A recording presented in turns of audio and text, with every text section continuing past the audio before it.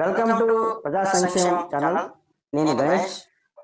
అనకాపల్లి జిల్లాలో ప్రధానంగా మలేరియా అనే వ్యాధితో అనేక మంది అనేక రకాలుగా ఇబ్బంది పడుతూ ఆర్థికంగా, మానసికంగా, శారీరకంగా అనేక రకాలైనటువంటి ఇబ్బందులు పడుతున్నారు. దీనిపై సరైన అవగాహన లేకపోవడం వల్ల కూడా ఈ సమస్యకు ప్రధాన కారణంగా మా ప్రజా సంక్షేమ ఛానల్ భావిస్తున్నది.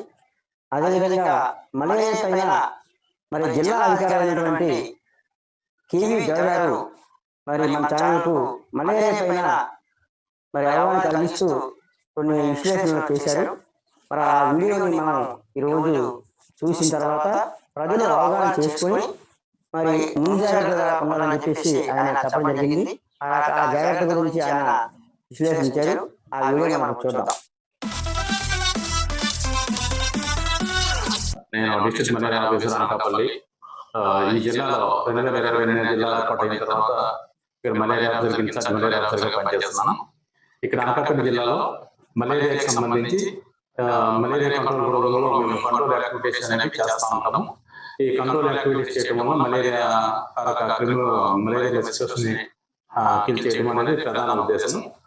అయితే ఈ భాగంగా మలేరియా ప్రభావిత ప్రాంతాలు మనకి 11 మండలాల్లో 11 PHCలుగా ఉన్నాయి. అది ఏఎస్ఆర్ జిల్లాను అనుకుని ఏఎస్ఆర్ అంటే అల్లూరు సీతారామరాజు జిల్లా బోర్డర్ లో ఎక్కడైతే ట్రైబల్ విలేజెస్ కొన్ని పాపులేషన్ 50,000 పాపులేషన్ అనకాపల్లి జిల్లాలో ట్రైబల్ పాపులేషన్ ఉంది. ఆ పాపులేషన్ లో సంబంధించి అల్లూరు సీతారామరాజు జిల్లా బోర్డర్ విలేజెస్ ఏవైతే ఉన్నాయో ట్రైబల్ విలేజెస్ లో అక్కడ మనకి ఎక్కువ మలేరియా ప్రభావిత ప్రాంతాలు ఉన్నాయి. ప్రాంతాలు గుర్తించడం జరిగింది. ఈ మలేరియా ప్రభావిత ప్రాంతాలను ఏ విధంగా మనం తీసుకుంటామంటే గత 4 సంవత్సరాలుగా ఎక్కడైతే ఏ విలేజ్లో అయితే మలేరియా కేసులు రిపోర్ట్ అవుతున్నాయో ఆ 4 సంవత్సరాలుగా తీసుకున్న రిపోర్ట్ అయిన విలేజెస్ ని మనం తీసుకొని దాన్ని క్రైటీరియాగా తీసుకుని వాటికి 2 రౌండ్లు స్ప్రే చేస్తాము. ఆ స్ప్రే అనేది IRS అంటాము, ఇండోర్ రెసిడ్యువల్ స్ప్రే. IRS లో వాడే మందేమో ఏసీఎం ఆల్ఫా సైక్లోన్ మిథిలిన్ అని 5% ఉంటుంది. దాన్ని మనం పిచికారీ చేసి ఇండోర్ లోపల గోడల పైన మనం పిచికారీ చేయడం జరుగుతుంది. ఇది సంవత్సరానికి 2 సార్లు 2 పర్యాయాలుగా మనం స్ప్రే చేస్తాము. ఆ స్ప్రే చేయడం వల్ల ఏసీఎం అనేది వాల్స్ పైన డిపాజిట్ అవుతుంది. వాల్స్ పైన డిపాజిట్ అయిన ఏసీఎం ఓన్లీ మెస్కిటోస్ మాత్రమే అది క్రిమిసంహారిగా పనిచేస్తుంది. అది కూడా ఎఫికసీ 10 to 12 వీక్స్ ఉంటుంది. తర్వాత ఎప్పుడైతే మనము మెస్కిటో మనుషుల్ని దోమబాటకు గురైన తర్వాత దోమలు మనుషుల్ని కాటేశాక బ్లడ్ మీద తీసుకుంటుంది. బ్లడ్ మీద తీసుకుని రెస్ట్ కోసం ఎప్పుడైతే వాలిందో ఆల్రెడీ మనం వాళ్ళ మీద మనం స్ప్రే చేసి ఇచ్చాం కాబట్టి ఆ మందు అనేది ఆ లెగ్స్ కి అంటుకోవడం వలన ఆ లెగ్స్ కి పెరాలసిస్ వచ్చి ఆ మస్కిటో అనేది పడిపోవడం జరుగుతుంది. ఆ రకంగా మనం దోమలను కంట్రోల్ చేయడానికి కంట్రోల్ యాక్టివిటీగా మనం ఈ ద్రావకాన్ని వాడుతూ ఉంటాము.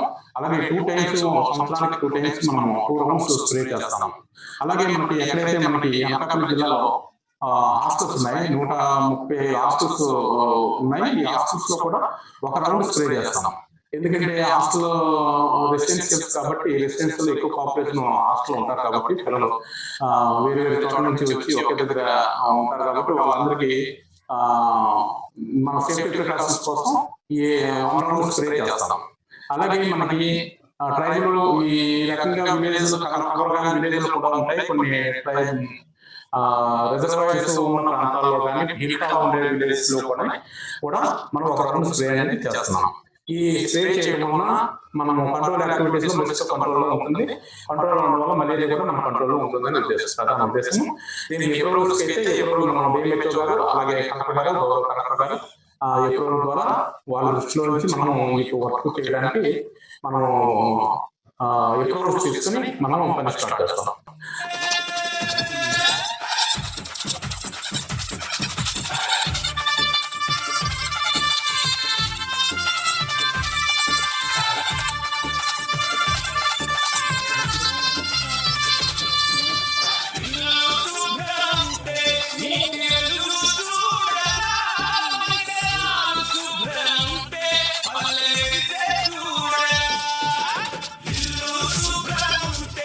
India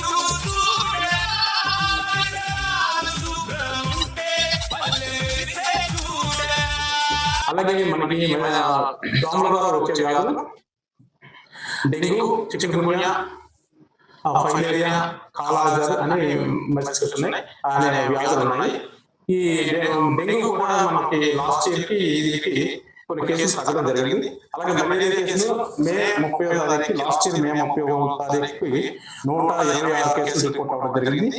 అలాగే ఈ సంవత్సరం 2026లో ఇప్పటి వరకు 95 కేసులు రిపోర్ట్ అవ్వడం జరిగింది మలేరియా కేసు.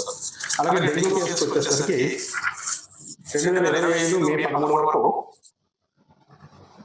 34 కేసులు రిపోర్ట్ అయ్యాయి. అలాగే మే 13 మే 26 వరకు 26 కేసులు రిపోర్ట్ అవ్వడం జరిగింది. వీటికి కూడా మనం రెమెడియల్ మెజర్స్ తీసుకుంటాము. డెంగ్యూలో మనం రెమెడియల్ మెజర్స్ అనేది స్ప్రే చేస్తాము. మలాసిన్ టెక్నికల్ అనే దీనితో కిరోసిన్ మిక్స్ చేసి స్ప్రే చేస్తాం ఇమీడియట్ గా. స్ప్రే ఎక్కడైతే కేసు నమోదయ్యిందో 50 నుంచి 60 ఏళ్ళ వరకు మనం స్ప్రే చేస్తాము. అలాగే ఆ సరౌండింగ్ ఏరియా 50 నుంచి 100 ఏళ్ళ వరకు మనం ఏఎల్ఓ యాక్టివిటీ చేస్తాం. ఏఎల్ఓ యాక్టివిటీ చేయడం వల్ల మలేరియాకి సంబంధించి డెంగ్యూకి సంబంధించి మస్కిటో ఎగ్గు, లార్వా, ప్యూపా అనేవి మనం ఏఎల్ఓ వల్ల తీయడం వల్ల మనకు డెంగ్యూ కంట్రోల్లో ఉంటుంది. అలాగే చికెన్గున్యా కూడా సేమ్ రెమెడీ ఫాలో అవుతాము. చికెన్గున్యా కేసు ఎప్పుడైనా వచ్చినప్పుడు ఏఎల్ఓ చేస్తాము, స్ప్రే చేస్తాము, ఏఎల్ఓ యాక్టివిటీ చేస్తాము.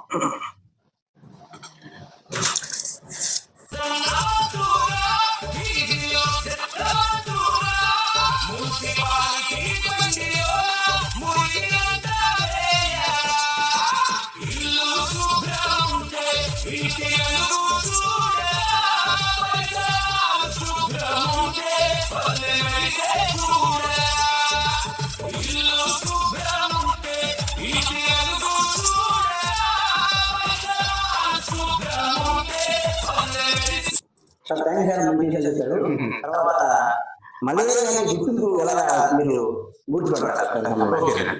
మలేరియా అనేది మనకి మన జిల్లాలో 55 PHCs ఉన్నాయి.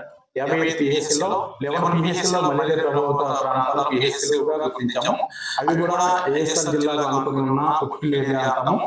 ట్రైబల్ పాపులేషన్ ఎక్కువ ఉంటుంది. ఆ ట్రైబల్ పాపులేషన్ ఎక్కువ మనం మలేరియా కేసులు అనేవి ఎక్కువ రావడం జరుగుతుందండి.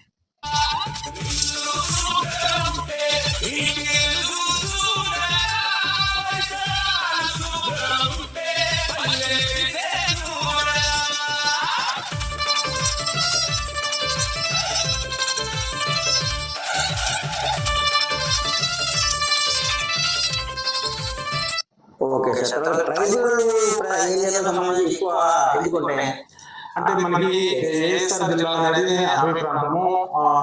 అది స్టెప్ కల్టివేషన్ కూడా అక్కడ ఎక్కువ స్టెప్ కల్టివేషన్ ఉంటుంది. ఆ స్టెప్ కల్టివేషన్ లో భాగంగా అక్కడ ఎక్కువ రైన్ ఫాల్ ఎక్కువ ఉంటుందండి.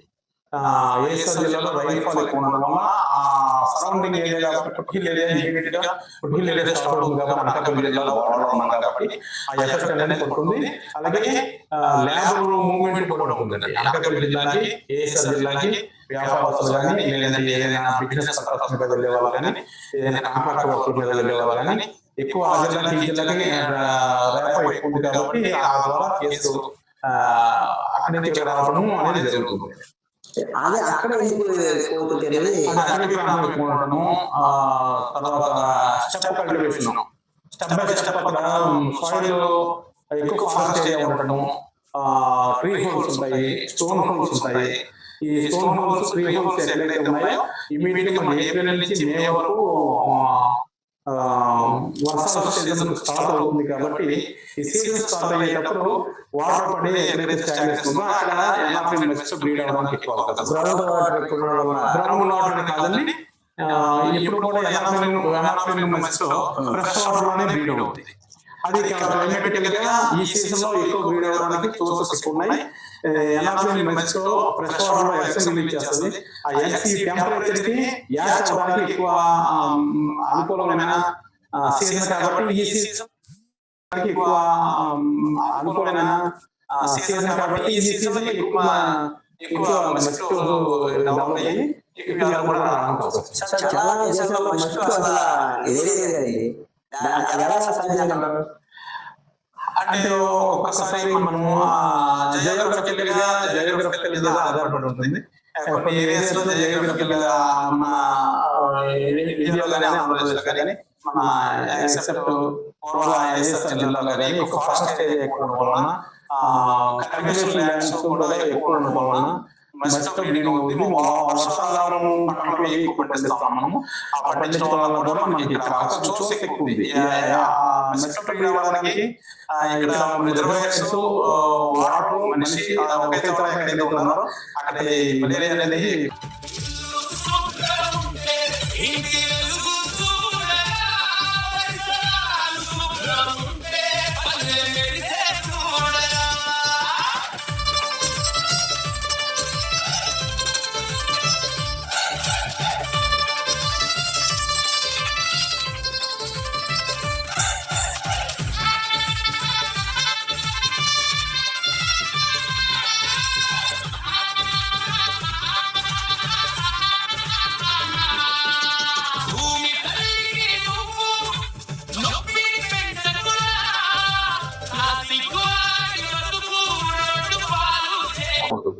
మలేరియా ఒక మనిషి నుంచి మనిషికి వచ్చే అవకాశం ఉంటుందండి.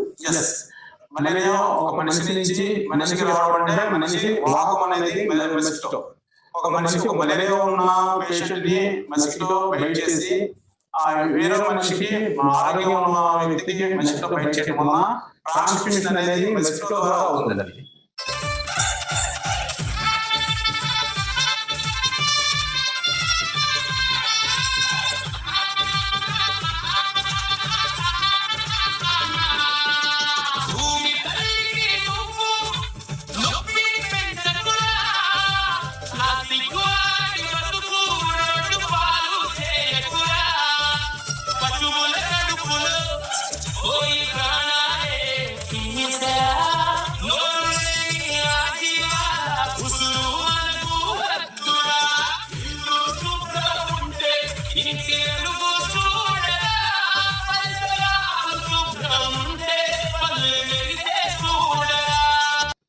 ఈ మలేరియా ఒకరి నుంచి ఒకరికి వెళ్ళాలి అంటే మస్కిటో వాహకంగా పనిచేస్తుంది.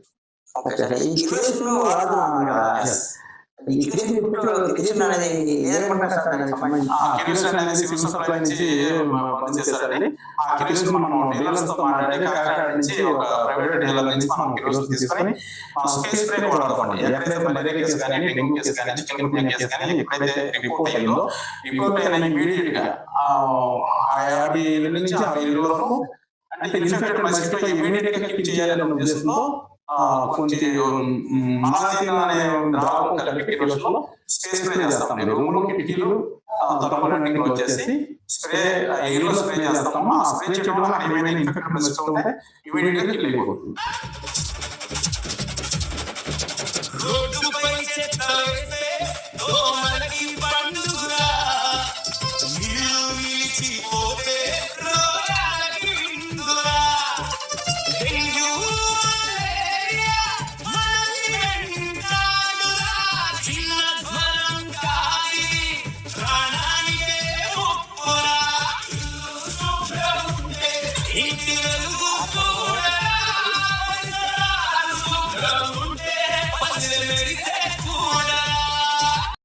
దాని ద్వారా ట్రాన్స్మిట్ అవ్వడానికి అవకాశం ఉంటుంది. ట్రాన్స్మిట్ అవ్వకుండా ఉండడానికి అవకాశం ఉంటుంది. తర్వాత లాస్ట్ ఇయర్ సీజన్ లో అయితే ఏడిస్ లార్వల్ సర్వే అని పెట్టామండి. ఈడిస్ మస్కిటో అనేది డెంగ్యూ చికెన్ గున్యా వ్యాధులు రావడానికి ఈడిస్ మస్కిటో కారణం. మలేరియా అనాఫిలిన్ మస్కిటో ఎలాగైతే కారణమో డెంగ్యూ చికెన్ గున్యా రావడానికి ఈడిస్ మస్కిటో కారణం అండి. ఆ ఈడిస్ మస్కిటో అనేది మనం ఎక్కడైతే అర్బనైజేషన్ మనకి ఎక్కువ అర్బనైజేషన్ ఉంది కాబట్టి అర్బనైజేషన్ లో ఎక్కువ డెంగ్యూ ఫీవర్స్ రావడానికి అవకాశాలు ఉన్నాయి. ఆ డెంగ్యూ ఫీవర్స్ రావడానికి లాస్ట్ ఇయర్ కలెక్టర్ గారు ఈడిస్ లార్వల్ సర్వే అనేది ప్రతి విలేజ్ లో ఈడిస్ లార్వల్ సర్వే రిపోర్ట్ చేయడము, ఈడిస్ లార్వల్ సర్వే ఆశాస్కి ఏఎన్ఎంస్ ఎమ్మెల్యేస్ ద్వారా ఈడిస్ లార్వల్ సర్వే చేస్తున్నాము. ఆ రిపోర్ట్ తీసుకున్నాము. అది కలెక్టర్ గారు కూడా సబ్మిట్ చేస్తున్నాము. అలాగే మనం వారానికి ఒకసారి ఫ్రైడే అని పెడతాము. ఫ్రైడే, సాటర్డే, సండే 3 days ప్రతి వారము ఫ్రైడే యాక్టివిటీస్ చేస్తాము. ఆ యాక్టివిటీస్ లో భాగంగా 3 days చేస్తాము. ఆ యాక్టివిటీస్ లో ఫ్రైడే అంటే ఫ్రైడే రోజు నుంచి శనివారం, ఆదివారం వరకు డ్రైగా ఉంచాలి. ఎక్కువ వాటర్ లెవెల్ అయితే ఎక్కడ ఉండకూడదు. ఉండకుండా ఉండాలి అంటే వాటర్ మెస్టో లైఫ్ సైకిల్ 1 వీక్ అండి. 7 రోజుల్లో మెస్టో ఎగ్ పెట్టడము, ఎగ్ నుంచి లార్వా అవడము, లార్వా నుంచి ప్యూపా అవడము, ప్యూపా నుంచి అడల్ట్ అవుతుంది. అలాగే 4 స్టేజెస్ ఉంటాయి మెస్టో డెవలప్ అవడానికి. ఎగ్ 2 days ఉంటుంది, 4 days లార్వా ఫామ్ ఉంటుంది, 2 days ప్యూపా స్టేజ్ లో ఉంటుంది. ఆ తర్వాత 1 వీక్ అడల్ట్ అయిపోతుంది. అడల్ట్ అయిపోయాక మనం ఎరువులోకి వెళ్ళిపోతుంది కాబట్టి మనము దాన్ని కంట్రోల్ చేయడం చాలా కష్టం. కాబట్టి మనం లార్వా దశలోనే మనం గుర్తించి ఎక్కడైతే స్టాగ్నెన్స్ ఉన్నాయో, ఇంటి పరిసరాలు, ఇంటి పైన ఓవర్ హెడ్ ట్యాంక్, అలాగే స్లాబ్ మీద ఏమైనా ప్లాస్టిక్ వస్తువులు ఉన్నాయా, లేదంటే కింద టైర్లు పిల్లలు ఆడుకునేవి, ఫ్లవర్ వాజెస్, రుబ్బు రోళ్ళు, టైర్లు, ఎక్కడైనా లోలే ఏరియాస్ ఏమైనా ఉన్నాయేమో సరౌండింగ్ లో చూస్తాము ఫ్రైడే రోజు. అలాగే కమ్యూనిటీ సర్వే, రోడ్ల పక్కన, కాలువలోని, అలాగే ఓవర్ హెడ్ ట్యాంక్స్ లోని, పొలాయిల దగ్గర ఎక్కడైనా లీకేజెస్ ఉన్నాయేమో అని గట్టాయిలో ఫోటో తీసి పెడతాము. పెట్టడం ద్వారా అది సెక్రటరీ, పంచాయతీ సెక్రటరీ గారికి లాగిన్కి వెళ్ళిపోతుంది. ఆ లాగిన్ లో ఆయన కనెక్ట్ చేసి ఆయన యాక్టివిటీస్ చేస్తారు. పొలాయిలు బాగోపోయినా, లేదంటే ఎక్కడైనా డ్రైనేజ్ బ్లాక్స్ ఉన్నా అవన్నీ క్లియర్ చేసేసి వాళ్ళు ఫోటోలు క్యాప్చర్ చేసి పెడతారు. అది ఇమీడియట్ గా డాష్ బోర్డ్ నుంచి వచ్చేస్తుంది.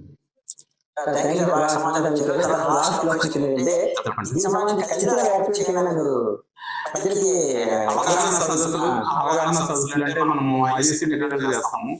ఐసీసీ మెటీరియల్ అనేది మనకి కొంత స్టేట్ నుంచి మనకి ఐసీసీ మెటీరియల్ వస్తుందండి.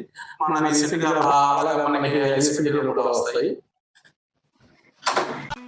Salon at ₹700 and SIP at just ₹100. అలాగే మనకి ఐసీసీ మెటీరియల్ కూడా వస్తాయి.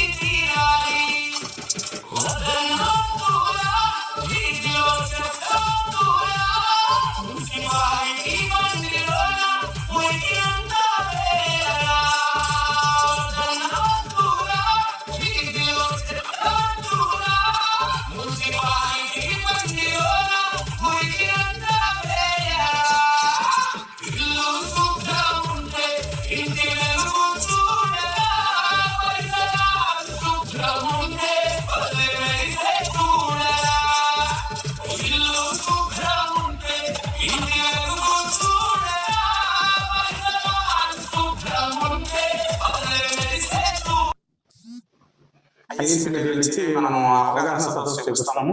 ప్రతి ఫ్రైడే రోజు పబ్లిక్ ఇంటరాక్ట్ అవుతారు. ఏమన్నా ఎమ్మెల్యేస్కి ఆశాసు ఇంటరాక్ట్ అయ్యి వాళ్ళ ద్వారా వచ్చే వ్యాధుల కోసము మనము అవేర్నెస్ అయితే తెలుస్తున్నాము.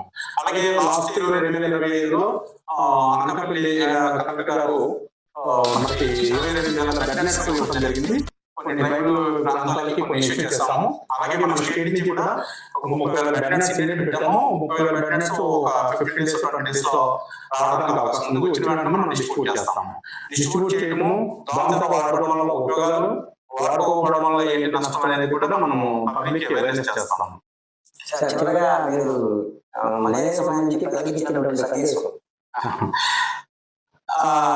ఈ సీజన్ లో జాగ్రత్త ఉండాలి. మనం వెళ్ళేదాన్ని బట్టి మనము కిటికీస్, మన విండోస్ కి మస్కిటో మెస్ ఏర్పాటు చేసుకోవాలి. మన దగ్గర ఇప్పుడు గవర్నమెంట్ మన బెడ్ నెట్స్ ఉన్నాయి. బెడ్ నెట్స్ ని వాడుకుని బెడ్ నెట్ లోనే పడుకునేలాగా మనం చూసుకోవాలి. అలాగే మన ఇంటిలోన, ఇంటి బయట, పరిసర ప్రాంతాల్లో నీటి నిల్వలు లేకుండా చూసుకోవాలి.